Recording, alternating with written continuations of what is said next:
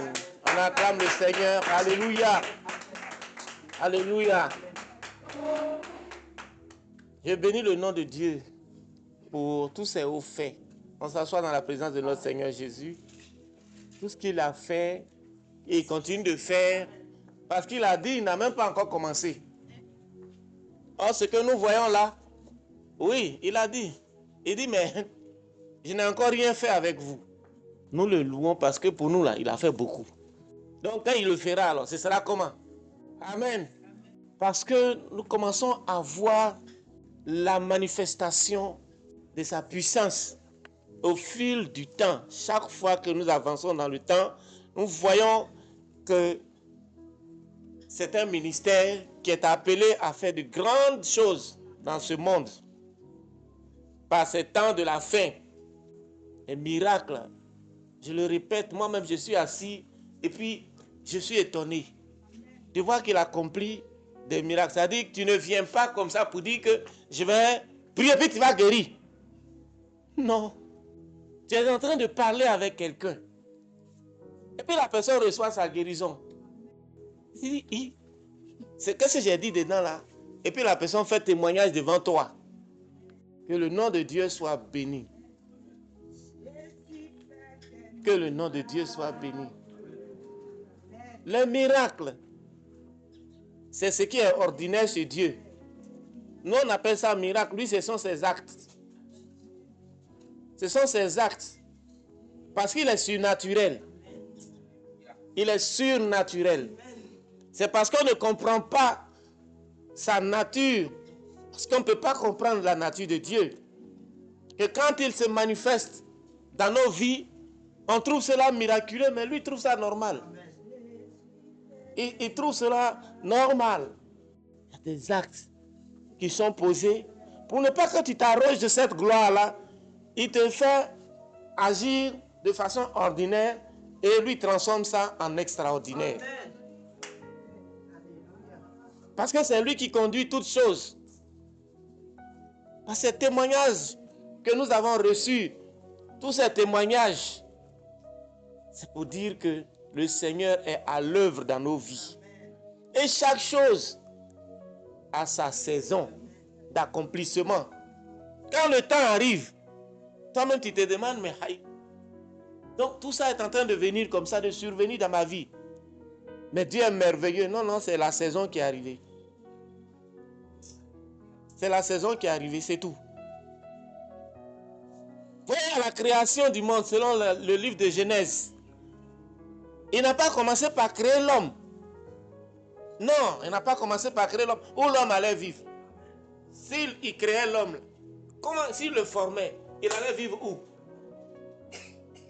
Il a commencé à préparer l'environnement dans lequel l'homme devait vivre. Il a commencé à arranger tout cela pour que l'homme puisse dominer la création. Pour que l'homme puisse travailler pour l'accomplissement du plan de Dieu. Il a commencé à créer l'existant. Amen. Pour que toi, tu puisses être dans un environnement favorable. Pour que tu puisses t'épanouir. Pour que tu puisses jouir. Tu puisses être dans la paix. Parce que lui, il s'appelle la paix. Il s'appelle l'amour. Pour que tu puisses manifester cela. C'est pourquoi il a dit, créons l'homme à notre image. Amen. Pour que tu sois à l'image de Dieu, il faut qu'il ait créé déjà cet environnement-là. Alléluia. Ça dit que tu n'es pas le fruit des hasards. Tu n'es pas le fruit des hasards. Ne pense pas que tu es venu pour accompagner quelqu'un. Chacun a sa mission. Chacun a sa destinée. Chacun a sa gloire. Chacun a une mission. Amen. Amen. Nous allons lire le livre de Galates 1, verset 15. Galates 1, verset 15.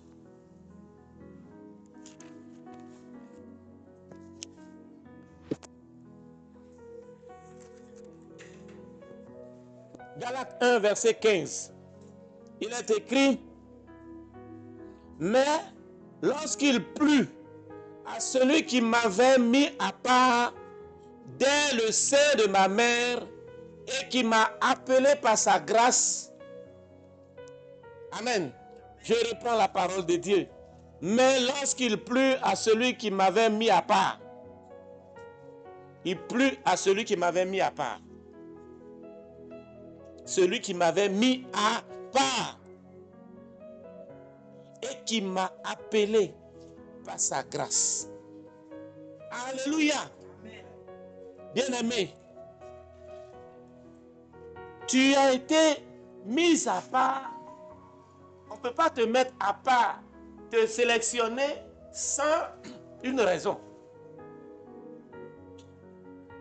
Depuis, même si tu n'as pas été le fruit d'une volonté de ton père ou de ta mère et que l'enfant est venu, c'est la volonté de Dieu. Si tu es né, c'est la volonté de Dieu. Peu importe les conditions dans lesquelles tu es né, parce qu'il t'a mis à part, c'est-à-dire qu'il t'a mis dans ce monde-là pour que tu fasses une mission, pour que tu accomplisses une mission qui vient de lui. Et cette mission, c'est de manifester sa nature à lui. Si quelqu'un comprend. Amen. Tu manifestes sa nature, la nature de Dieu. C'est pour ça que tu es venu. Et cette nature de Dieu, c'est l'amour. Parce que Dieu est amour. C'est par amour qu'il a créé le monde. C'est parce qu'il aime. Tout ce qu'il fait est parfait. Amen. Alléluia. Et c'est cet amour-là qui a motivé la création du monde. Donc toi qui es créé, c'est pour que tu manifestes encore cet amour. Mais comment tu peux manifester cet amour si il ne met pas en toi les semences de l'amour? Donc si toi tu es venu dans ce monde, ça signifie que les semences de l'amour sont en toi. Amen. Sinon il t'aurait laissé dans l'incréé. Mais il t'a mis sur la terre pour que toi tu manifestes cet amour-là. Même si tu ne sens pas cet amour, même si tu ne donnes pas cet amour, la semence de l'amour est en toi. Amen. Et elle s'active en sa saison. En sa saison. Cela signifie que tu peux avoir traversé depuis ta naissance des difficultés, avoir été ballotté par le diable, avoir été manipulé par le diable, avoir été dans des conditions de vie depuis ta naissance, dans la souffrance. Mais c'est pour un but, parce que la saison, c'est de s'aimer l'amour. Toi, à ton tour. Pour qu'à ton tour, tu puisses s'aimer l'amour, il faut connaître ce que c'est que la souffrance. Il faut connaître ce que c'est que les difficultés. Il faut connaître ce que c'est que les épreuves. Dieu t'a appelé, Dieu t'a mis à part pour que tu sois un instrument d'amour pour lui. Si tu as été ballotté par une marâtre depuis ton enfance, tu as été ballotté par un père, un beau-père, celui qui t'a élevé à sa manière en te faisant souffrir, c'est pour que toi, demain, tu ne fasses pas la même chose à quelqu'un d'autre. Amen.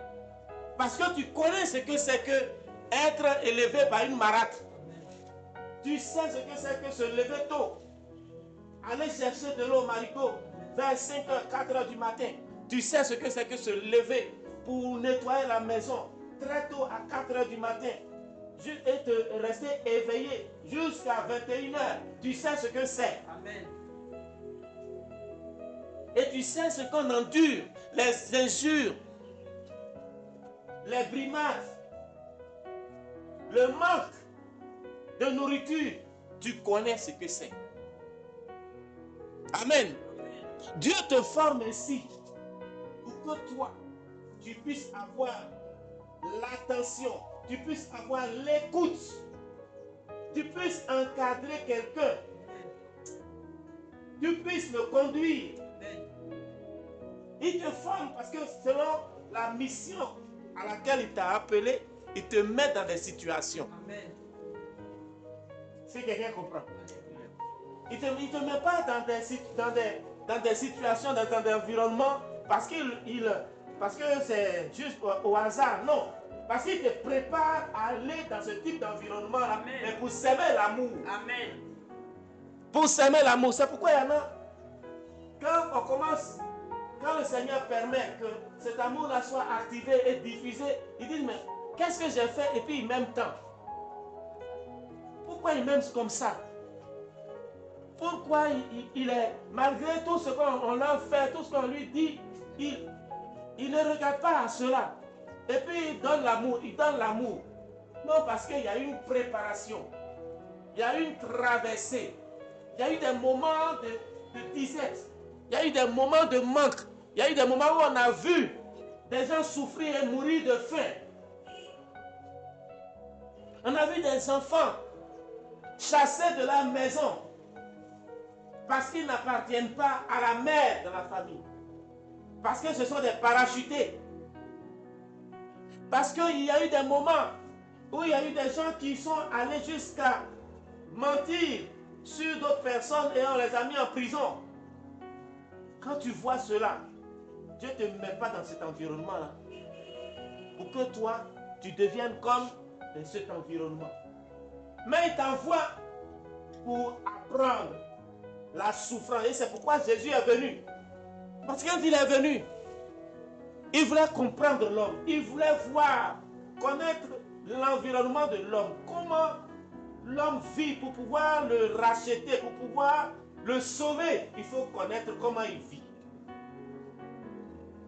Quelqu'un comprend? Jésus est venu pour mieux parce qu'il est Dieu. Et de son trône divin, c'est sûr qu'il a vu l'homme souffrir. Et que va-t-il faire? Il se fait chair pour vivre le quotidien des hommes. Pourquoi quand il parle aux hommes, ils ne comprennent pas?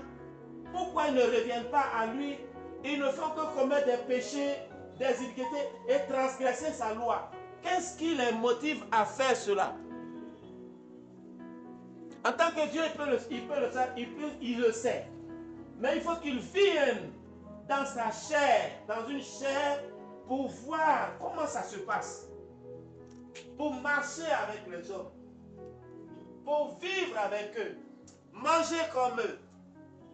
Et alors, à ce moment, il a tout ce qu'il doit savoir, tout ce qu'il doit sentir. Pas en tant que Dieu, mais en tant que chair. Pour pouvoir activer sa miséricorde. Pour pouvoir activer cette miséricorde, parce que tu connais la personne. Quand une maman, malgré tout ce que l'enfant fait, tu dis, ça fait rien, c'est mon enfant. Parce que tu l'as porté. Parce que tu sais comment tu as vécu pendant tout ce temps avec lui pendant les 9 mois.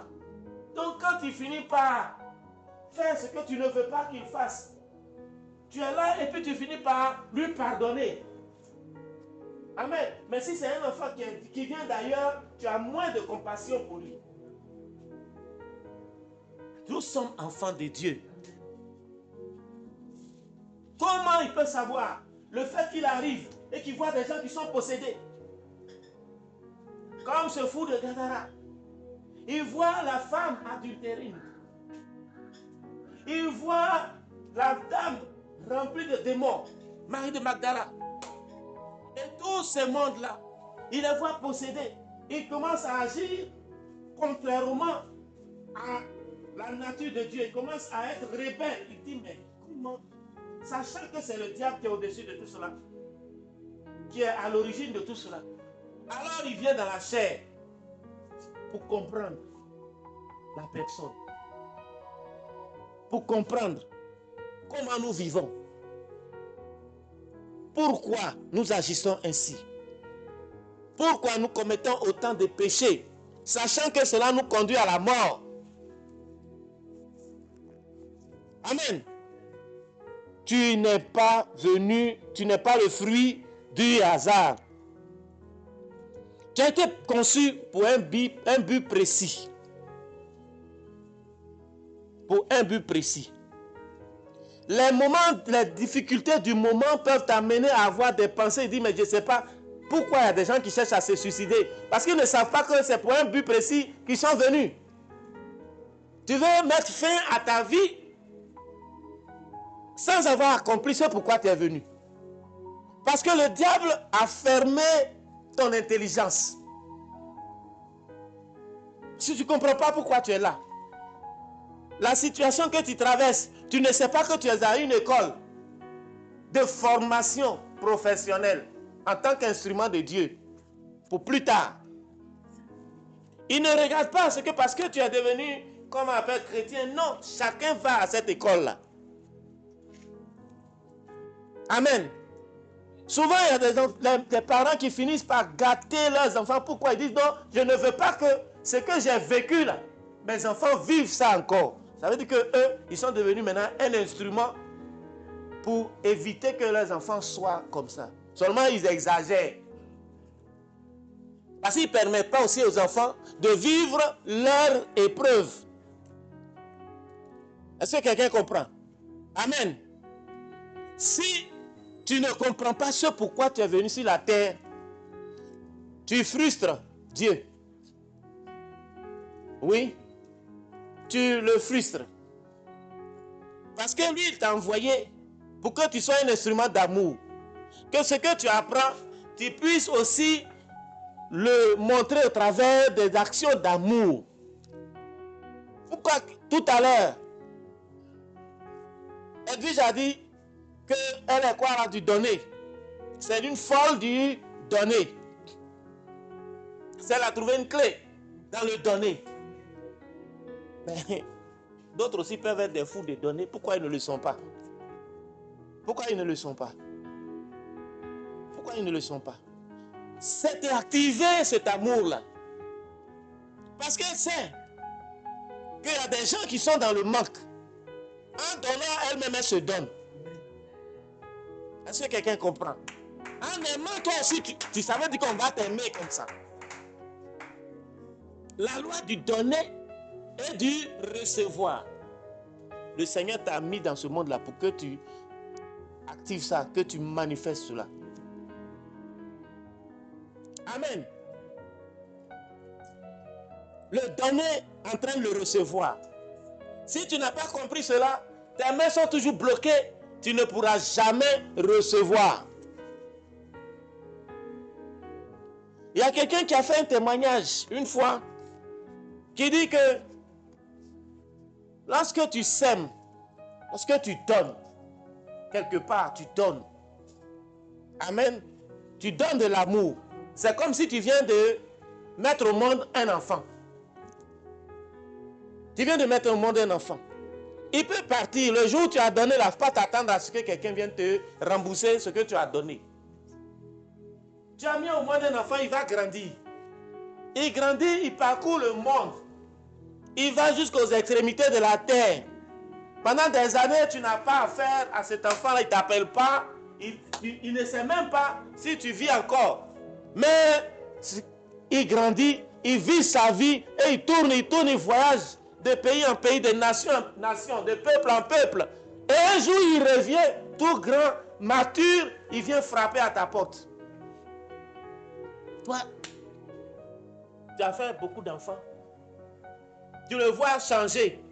Et puis il dit, non, je suis ton enfant. Aïe. Moi? Depuis quand? À longtemps. Et sinon, je suis ton enfant. Tu te rappelles tel jour, il y a 30 ans, il y a 40 ans, tu avais posé tel acte avec telle personne. C'est le fruit de cet acte-là, le fruit de votre union-là, c'est moi.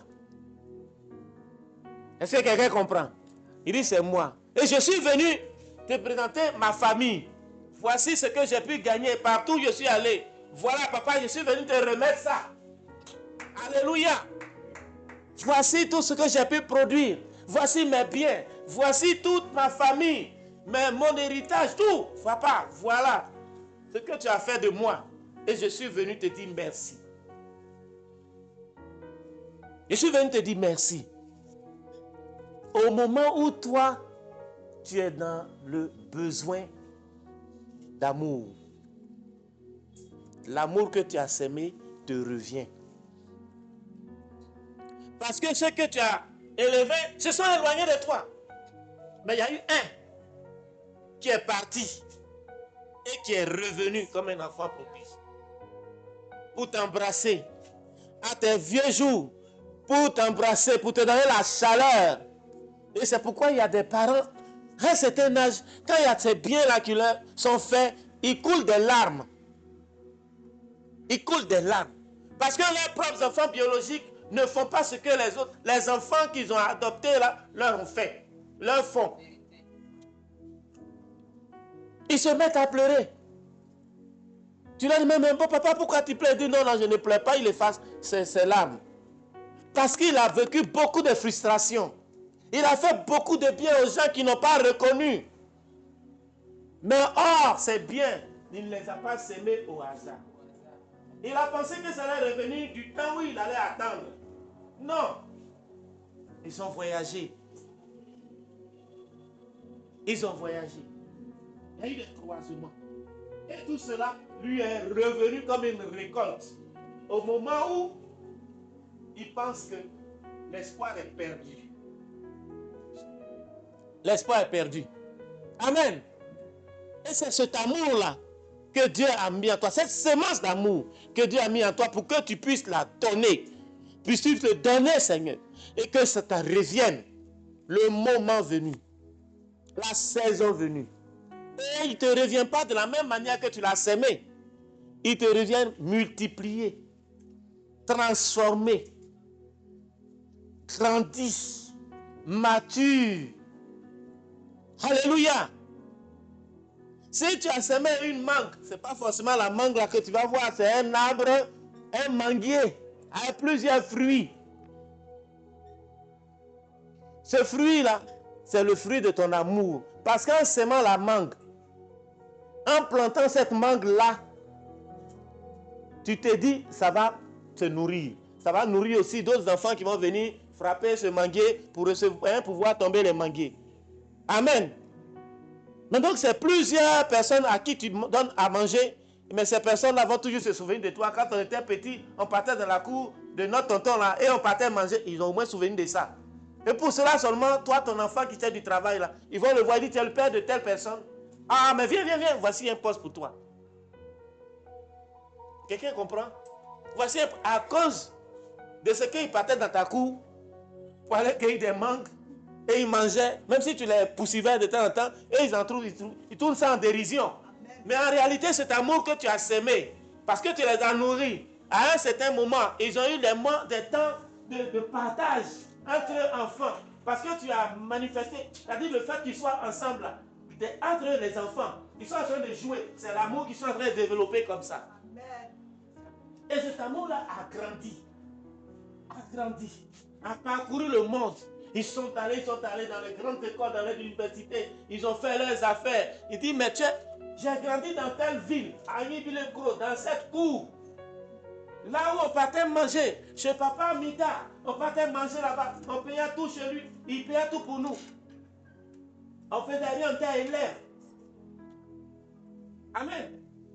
Donc, tu es son enfant. Hein? Ah, voici l'occasion pour moi de lui marquer ma reconnaissance. Viens. Voilà un poste là-bas. Ton diplôme, là, on ne regarde pas ça. Va faire. Celui qui parle là, qui m'appelle. Amen. Tout cela, c'est parce qu'il y a eu quelqu'un qui a sémé. Donc, tu n'es pas le fruit d'un hasard. Ce moment où tu es en train de traverser des moments difficiles, ces épreuves difficiles, ce n'est pas le moment d'être méchant. Ce n'est pas le moment parce que tu n'as pas été appelé à être rebelle. Tu n'as pas été appelé à être méchant. Parce que cette méchanceté-là, c'est comme si tu es en train de la s'aimer. Elle aussi, elle va sortir de la maison. C'est-à-dire que ta maison qui est le corps, ton corps là, ça sort de toi. C'est ta pensée. Ton acte de méchanceté aussi sort de ta maison. Et ça va, ça voyage. Ça voyage. Ça parcourt les nations. Ça parcourt les peuples. Ça parcourt les cours. Ça parcourt les entreprises à travers l'extrémité de la terre. Et un jour, au moment où tu t'y attends le moins, cet enfant que tu appelles, qui s'appelle méchanceté, te revient. Il vient frapper à ta porte. Gaillard, musclé, vilain, monstrueux. Et il vient dire, papa, quand tu vois même quelqu'un comme ça, tu dis, qui m'appelle papa? Un temps, peut-être même il a des calaches, peut-être il a des machettes. Et il est prêt à tout moment. Et dès que tu parles, il dit, hey, parce qu'il est prêt déjà. Il dit, papa, c'est moi, je suis ton enfant. Il dit, comment ça, mon enfant? Mon enfant ne peut pas faire. Il dit, si, tu te rappelles, il y a 30 ans, il y a 40 ans, voilà ce que tu avais fait. Donc, votre union là, à telle personne, ce que tu as fait avec cette personne là, l'union, c'est le fruit là, c'est moi. C'est moi. Papa, c'est moi. Je suis venu m'installer dans ta maison. Tu ne peux pas refuser, c'est ton enfant. Amen. Tu ne peux pas refuser. C'est ton sang. Ce sont tes pensées. Ce sont tes actes. On les reconnaît à travers toi. On les reconnaît, on te reconnaît à travers lui. Parce que tu as toujours été comme ça. Comment quelqu'un peut s'appeler Nivakin? Tu t'appelles Nivakin, tes enfants là vont s'appeler comment? Amen. Parce que Nivakin là, c'est la mère. Tu as produit Nivakin. Les enfants vont grandir. C'est le père de Nivakin. C'est l'enfant de Nivakin. Ah, toi, avec ce que ton papa m'a fait.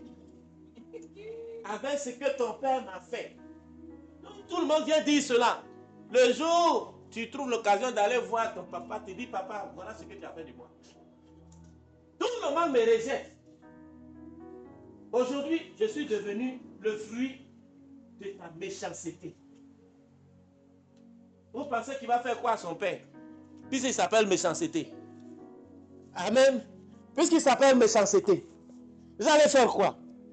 Ils vont faire quoi? Amen.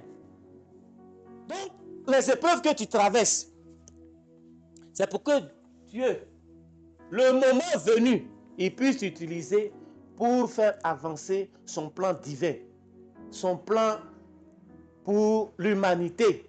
Chacun a un rôle. Pourquoi il va te créer si toi tu n'as pas de rôle? C'est inutile.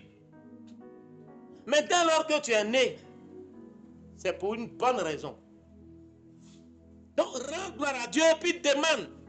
Tu dois toujours dire à Dieu, je te rends grâce. Parce que là, tu ne m'as pas mis ici pour toujours.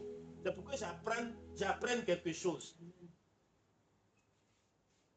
Quand quelqu'un dit, il m'a mis au large, ça veut dire que tu étais quelque part? Ou bien? Le Seigneur m'a mis au large. C'est que tu n'étais pas au large. Mais tu as appris quelque chose de là où tu étais. Tu as appris quelque chose de là où tu es. Tu deviens même intercesseur des nations. Oh Seigneur, que ceux qui vivaient cette situation-là, tu puisses les mettre aussi au large. Parce que ça, maintenant, tu sais ce que ça veut dire. D'avoir vécu dans une situation où tu n'étais pas au large. Si quelqu'un comprend. Parce que Dieu a permis cela. Pour que tu sois son témoignage, tu fasses témoignage de sa grandeur. Que des situations viles, des situations difficiles, il te retire pour te mettre à la table des grands. Qui te mettent à la table des grands. Et chaque fois tu dis, oh merci, c'est ce que je dis toujours à maman. Quelquefois elle me regarde et puis elle me voit soupirer. Je dis, oh Dieu, vraiment, pourquoi les gens sont si ignorants même? Et s'ils savent à qui ils ont affaire? Quand tu vois les gens en train de faire des débats philosophiques sur Dieu. Et c'est eux là qui connaissent tout sur Dieu, quoi. Oui, le salut c'est comme ça, la rédemption c'est comme ça. Dieu là, on va prouver s'il est là, si c'est lui qui est Jésus. Bon, Dieu les regarde. Mais à une autre époque, je serais là en train de discuter, de démontrer, et tu te dis, mais tout ça là, c'est pourquoi. Si tu veux, tu crois, je te dis que Jésus est Seigneur et Sauveur. Si tu veux, tu crois, si tu veux aussi, tu laisses. Moi, j'ai fini de dire pour moi. Pourquoi tu veux que j'aille te démontrer que Jésus est Dieu? Qu'est-ce que je vais gagner à cela? Il dit, il est venu proclamer, je t'ai proclamé ça. Il dit, Jésus, là, c'est lui qui sauve, il est le chemin, la vérité et la vie. J'ai fini de dire pour moi.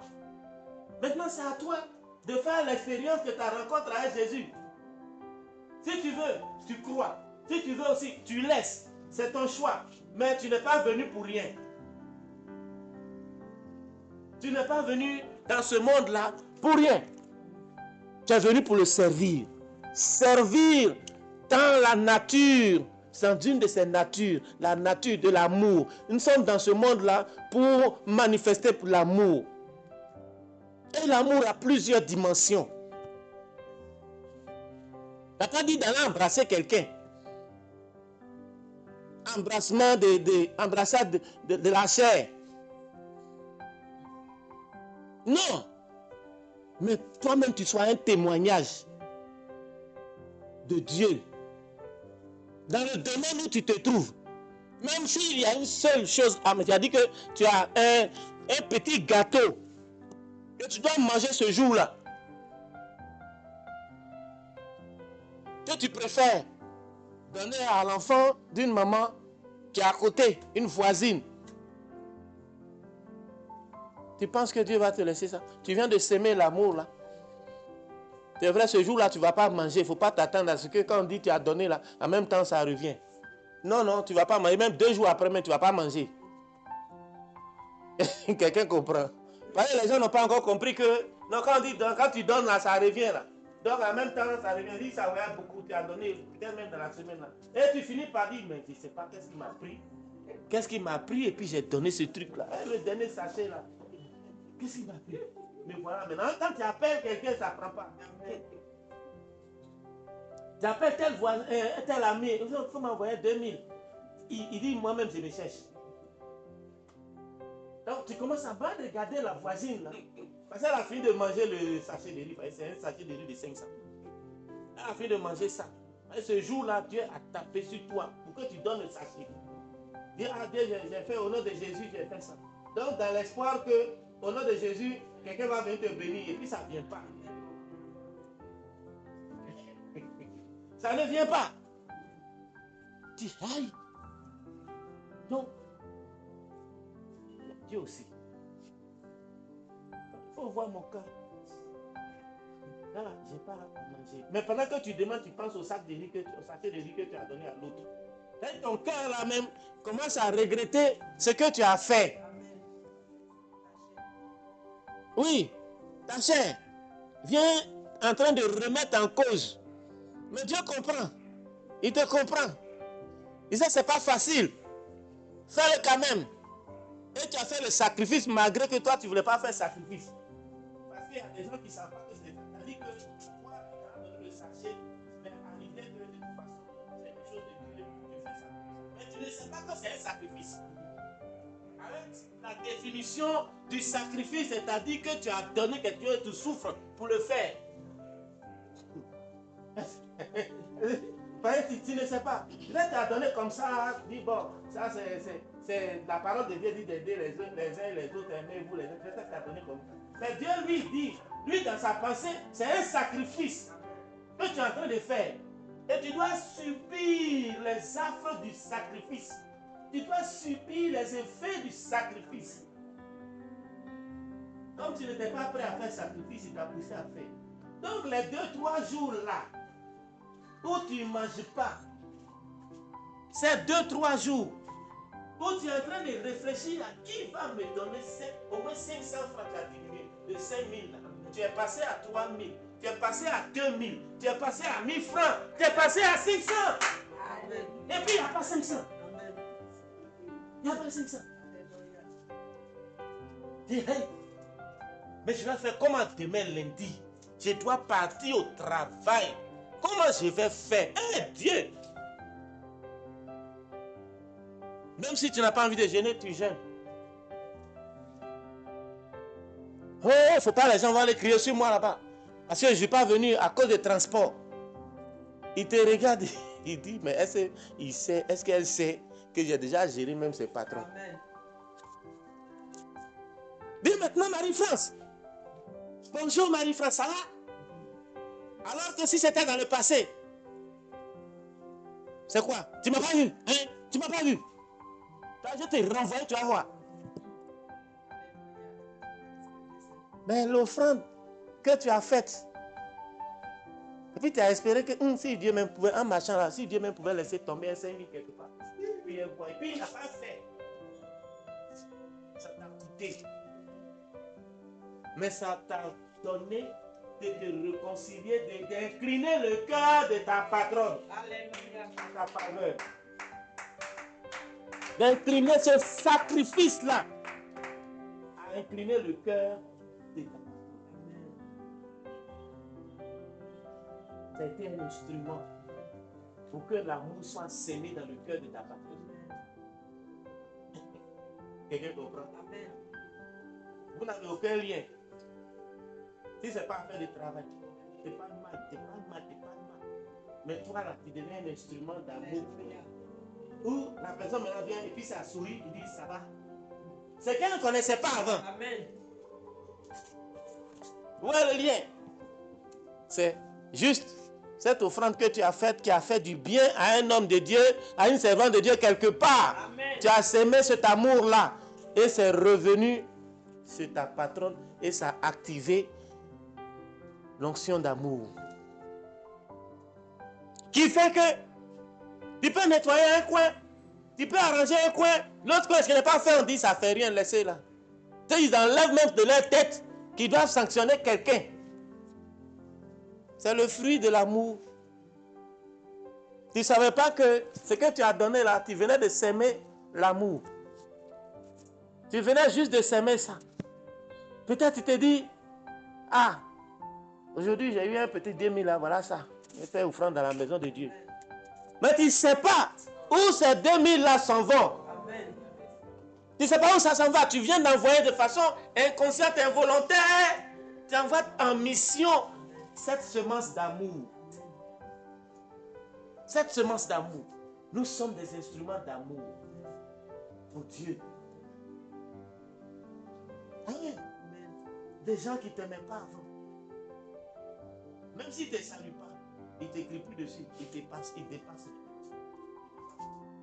Mais si quelque chose te tombe par terre et il se retourne maintenant pour voir ce que tu as fait pour t'aider. Une semence d'amour. Amen. C'est le cas. Je vais au travail, il y avait toujours la tension. Il dit, Seigneur, bénis tous ceux qui sont là-bas. Seigneur, bénis-les. Et qu'il y ait toujours la paix entre nous. Qu'il y ait toujours la courtoisie. Amen. Il faut bénir. Tu sèmes en bénissant ton frère, en bénissant ton collègue, en bénissant ta soeur, tu sèmes la semence de l'amour. Tu sèmes la semence de l'amour. C'est pas forcément tiens. Le sourire, là, c'est une semence d'amour. Quand il est franc.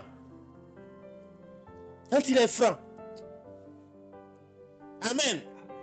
Si tu veux manger ta chose normalement, il ne faut pas t'inquiéter, mais le fait que tu souris à quelqu'un, tu viens de s'aimer l'amour ailleurs, où il va se retrouver là, quelqu'un va lui donner ce dont il a besoin. Parce que tu viens d'ouvrir la porte. Tu es un instrument. À tout instant, à toute circonstance, tu es un instrument d'amour. Ne te néglige pas. Ne te sous-estime pas. Parce que jusqu'à ce présent-là, le Seigneur t'a secouru parce que tu es un instrument d'amour. Si tu as pu atteindre cet âge, en bonne santé, la santé. Voilà, quelqu'un dit qu'il a 17, tension 17, et puis ça se met à sourire. Il dit, non, moi, comme ça, il y a tension 17. Dieu ne m'a pas dit ça. Donc, moi, je marche normalement. Il y a ce que toi tu dis, et puis il y a ce que Dieu dit. Donc, j'avance. Parce que je suis un instrument d'amour. Je suis une clé d'amour. Il faut s'aimer cet amour-là. L'esprit de suicide doit quitter les gens. Ça doit quitter. C'est que c'est Dieu qui veut que je vive cette situation. Donc je l'attends et je subis ce que je dois faire. Amen. Voilà Isaac. On le prend comme ça. Pour aller à l'abattoir. Il dit, si c'est la volonté de Dieu, papa, fais ce que tu as à faire. Il ne savait pas qu'en disant ça, il venait d'ouvrir la porte à la postérité d'Abraham, à la grâce et à la rédemption. Amen. Quand tu traverses cette épreuve, une épreuve qui, dans l'apparence, c'est une épreuve, ou dans la réalité, c'est effectivement une épreuve, dis gloire à Dieu. Et puis, attends le temps que l'épreuve là finisse. Parce que ça s'appelle épreuve. Même le sorcier, Dieu même l'utilise aussi pour régler pas ton problème. Pour te travailler, pour te former. Il va venir te sucer la nuit. Il va venir te donner des choses. Tout ça, mais tu ne vas pas mourir. Tu ne vas pas mourir. Pourquoi? Sinon, s'il devait te tuer, d'après les parents sorciers, ils disent que, mais si moi-même je devais te tuer, il y a longtemps, il t'avait tué. Depuis même que tu étais bébé. Ah, ce n'est pas eux qui ont fait, c'est le Dieu qui leur a dit, par leur patron là-bas, ne touchez pas à sa vie. Ne touchez pas à sa vie. Vous pouvez faire tout ce que vous voulez, mais ne touchez pas à sa vie, comme ils ont fait pour Job. Amen. Amen. Parce que ça là, c'est un instrument d'amour. Sa saison n'est pas encore arrivée. C'est pour cela que vous êtes en train de le faire. Mais formez-la. Formez-le pour qu'il soit dur, Amen. Pour qu'il soit formé, pour qu'il soit mature, pour qu'il soit grand, Amen. Pour qu'il soit un véritable instrument, une force. Parce que pendant que tu es en train de le transformer, de faire de lui, de lui donner la semence de la sorcellerie, et tout ça, tu ne fais pas que tu es en train d'activer les dons spirituels. Tu lui apprends à s'envoler, tu lui apprends à aller ici et là, à aller manger, mais tu ne sais même pas qu'en réalité, ce que tu fais là, un jour Dieu les balaie. Il les balaie. Parce que tu es formé maintenant. Tu sais ce que c'est que l'invisible. Tu sais ce qui se passe dans le spirituel. Tu connais tout ça, mais tu travailles maintenant parce que tu as la formation, tu as l'expérience. Tu travailles pour Dieu. Pour vider le royaume de Satan. Pour vider le royaume de Satan. En fait, Satan est en train de te former pour le faire tomber. Sans qu'il le sache. Oui. Il ne sait pas que Dieu t'a envoyé en espionnage. Où Jésus est parti, on l'a envoyé où? Quand Hérode le poursuivait, il l'a envoyé en Égypte. Là où il y avait les dieux, des occultistes, l'idolâtrie, il l'a envoyé là pour pouvoir dire d'accord. Donc, il est en train de voir un peu contre qui il va se battre. Ah, celui-là qui est ici, celui-là qui existe. Ah, d'accord, c'est la pyramide là. Ah, d'accord. Il a envoyé d'abord Moïse. Moïse, il a même formé tout ça pour que Moïse vienne maintenant dire, mon ami, le temps que tu as pris là, 430 là, c'est fini. Je les prends pour partir. Amen. Amen. C'est pourquoi Pharaon n'a pas pu tenir. Parce que tous ces secrets là, Moïse les connaissait. Moïse les connaissait. Il ne pouvait pas savoir. Il ne pouvait pas savoir qu'un jour il allait être utilisé pour diviser la mer Rouge, faire partir le peuple. Il était là, il s'en va assassiner quelqu'un, donc il traverse des moments difficiles. On le poursuit. On veut le tuer. Il était un wanted. Il était recherché. Et quand même il devient un prince, il devient berger. Dans le désert où tu as trouvé les herbes même. Amen. Et pourtant c'est une herbe qu'il a appelée. Où tu vas trouver les herbes pour faire paître tes animaux. Mais pourtant, c'est une herbe. Buisson ardent. C'est ça qu'il a appelé. L'ange de Dieu s'est transformé comme ça, il dit, viens. On va parler un peu. Amen. Amen. Donc, tu n'es pas né pour le hasard. Tu es né pour glorifier Dieu. C'est pourquoi tu dois être à ton poste. Partout où il te demande d'être. Tu ne dois même pas attendre de le servir. Tu le fais avec le peu que tu as. Tu le fais avec la situation dans laquelle tu te trouves. Tu le fais parce que Dieu est amour. Et tu dois témoigner de son amour. Alléluia. Que Dieu te bénisse. Alléluia.